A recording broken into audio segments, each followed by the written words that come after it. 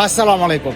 গণ অভ্যুত্থানের মূল ক্রেডিট সাধারণ জনগণের, বললেন এনসিপির প্রধান নাহিদ।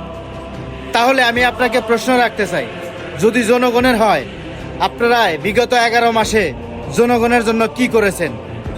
জনগণের কি কোনো নিরাপত্তা দিয়েছেন? জনগণের জানমালের নিরাপত্তা করেছেন?